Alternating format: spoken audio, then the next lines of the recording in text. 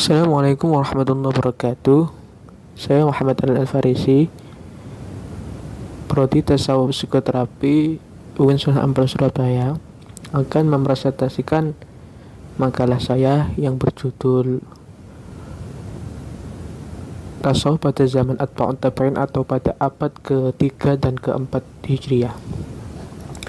Tasawuf sendiri secara etimologi dirujuk dari 7 asal kata, yakni sofa atau sofen yang artinya suci, sof yang artinya barisan sholat, sufanah atau yang artinya buah-buahan kecil yang berbulu yang tumbuh di padang pasir, atau sofwah yang artinya terbaik, suf yang artinya bulu domba, theosopi dari bahasa Yunani yang artinya hikmah, ketuhanan, dan sofah yang merujuk pada orang-orang yang hidup di serambi Masjid Nabi. Sedangkan arti tasawuf secara terminologi menurut Amir bin Oman Al-Junaid, bahwa tasawuf adalah usaha-usaha untuk membersihkan diri, berjuang memerangi hawa nafsu, mencari jalan kesucian melalui ma'rifat menuju keabadian, saling mengingatkan antar manusia, serta berpegang teguh pada janji Allah dan mengikuti syariat Rasulullah dalam mendekatkan diri dan mencapai keridhaannya. Dari sifat-sifat dan akhlak serta kepribadian para tokoh lah kita bisa mengambil kesimpulan dan mengetahui konsep-konsep tasawuf apa yang ada dan lahir pada zaman tersebut. Pertama, Imam Syafi'i. Al-Munawi menggambarkan beliau atau Imam Syafi'i adalah imamnya para imam dalam bidang ilmu, zuhud, wara' dan ma'rifat, kecerdasan dan hafalan. Melalui penuturan dari para tokoh-tokoh yang hidup pada zaman dan melalui uraian tentang karakter atau kepribadian daripada para tokoh sufi pada abad ketiga dan keempat, kita dapat menyimpulkan perilaku atau konsep tasawuf apa saja yang telah berkembang dan telah ada pada zaman atau pada masa abad ketiga dan keempat Hijriah. Pertama, Imam Syafi'i. Al-Munawi menggambarkan beliau Imam Syafi'i adalah imamnya para imam dalam bidang ilmu, zuhud, wara', ma'rifat, kecerdasan, dan hafalan. Di antara bukti kezuhudan Imam Syafi'i, beliau menerapkan pola minimalis dalam hal makanan. Dalam hal ini, beliau berusaha meneladani Rasulullah dan para sahabatnya yang bersikap qanaah dalam urusan makanan dan minum. Imam Syafi'i yang menurut sebuah riwayat mengatakan, "Sejak aku usia 16 tahun, aku tidak pernah makan kenyang, kecuali sekali kenyang yang langsung aku muntahkan saat itu juga." Ar-Rabi mengatakan bahwa Imam Syafi'i menghatamkan Al-Quran 60 kali selama Ramadan.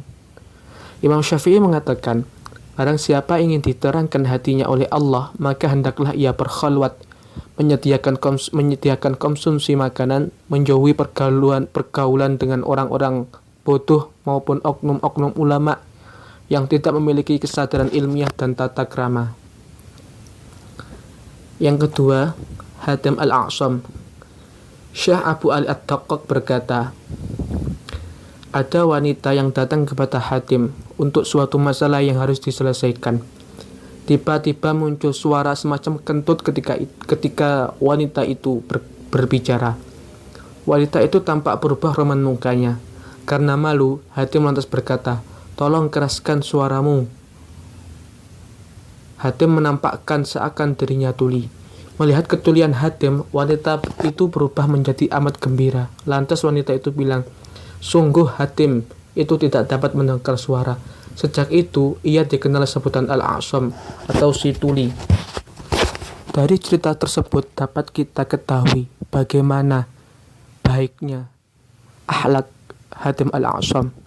Ia lebih memilih dibilang tuli daripada ia harus menyakiti wanita atau menyakiti perasaan dari wanita itu. Dhunun al-Misri. Dhunun al-Misri adalah orang yang pertama kali mengkonsep ma'rifat. Ia berkata, tanda-tanda orang arif ada 3.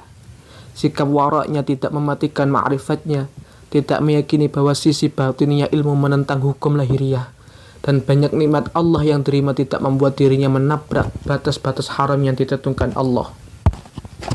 Lantas, apa yang dimaksud konsep ma'rifat yang pertama kali dikonsep oleh Dhunun al-Misri? Sesungguhnya ma'rifat yang hakiki bukanlah ilmu tentang keesaan Tuhan sebagaimana yang dipercaya oleh orang-orang mukmin. Bukan pula ilmu-ilmu burhan atau nilar milik para hakim, mutakallimin dan ahli balaghah. Tetapi ma'rifat terhadap keesaan Tuhan khusus milik para wali. Hal ini karena mereka adalah orang-orang yang menyaksikan Allah dengan hatinya, sehingga terbukalah baginya apa yang tidak dibukakan untuk hamba-hamba yang lain. Ma'rifat yang sebenarnya adalah bahwa Allah menyinari hatimu dengan cahaya ma'rifat murni, seperti matahari yang hanya dapat dilihat dengan cahayanya. Hamba mendekat kepada Allah merasa hilang dan lebur dalam kekuasaannya. Mereka berbicara dengan ilmu yang telah diletakkan Allah pada lisan mereka. Mereka melihat dengan penglihatannya, dan mereka membuat dengan perbuatannya. Menurut Dhunun al-Misri, bahwa pengetahuan tentang Tuhan dapat dibagi menjadi 3 macam, yaitu 1. Pengetahuan untuk seluruh umat muslim yang disebut dengan ilmu. Yang kedua, pengetahuan khusus untuk para filsuf dan ulama yang disebut. Yang ketiga, pengetahuan khusus untuk para wali Allah yang disebut dengan ma'rifat. Jadi, ma'rifat hanya untuk para wali Allah. Jawaban Dhunun al-Misri ketika ia ditanya bagaimana ia mendapatkan ma'rifat. Ia menjawab bahwa ia mendapatkan ma'rifat dengan bantuan Allah. Tanpa bantuan dari Allah, mustahil orang dapat mengenal Allah ataupun bermakrifat kepada Allah. Ungkapan dari Dhunun al-Misri menunjukkan bahwa ma'rifat merupakan pemberian, rahmat, dan karunia-Nya semata. Jadi, bisa dikatakan bahwa ma'rifat adalah buah dari usaha perjalanan sufistik dari seorang salik. Yang keempat adalah Abu Sa'id al-Khazraj. Abu Sa'id al-Khazraj adalah salah satu tokoh tasawuf Sunni. Ia adalah penduduk Baghdad, teman dari Dhunun al-Misri dan Syarif Saqati. Ia menjalankan manhajnya dengan ucapan, yaitu setiap hal batinnya yang bertentangan dengan lahiriah adalah batil. Dikatakan bahwasanya ia adalah orang yang pertama berbicara dalam ilmu fana dan baqa.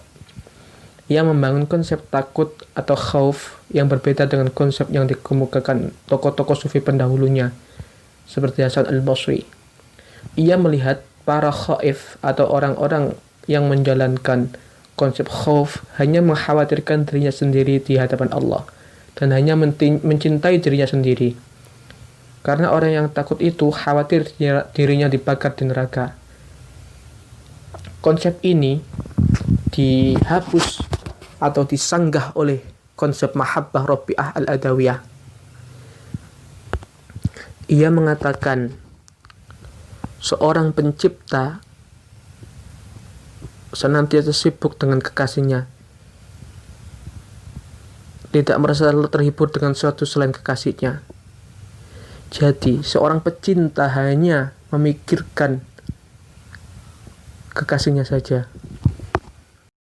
Abu Sa'id al-Khazraj mengatakan bahwa seorang pencinta hanya memikirkan kekasihnya. Ia tidak membantah konsep ma'rifat dari Dhunun al-Misri, akan tetapi ia lebih condong dan menambahi bahwa ma'rifat bisa didapat dengan usaha, karena ma'rifat terbagi menjadi 2, yaitu ma'rifat yang diberikan Allah tanpa adanya usaha dan upaya, dan yang didapatkan melalui usaha dan upaya. Al-Khazraj berpandangan bahwa ilmu dan amal tidak dapat dipisahkan karena hanya dengan ilmu dan amal lah maka ruh Islam dapat hidup. Yang kelima, Abu Khair Al-Aqta. Abu Khair Al-Aqta berasal dari Maghribi. Ia tinggal di sebuah kandang. Beliau memiliki karamah dan firasat yang tajam dan juga budi pekertinya yang agung.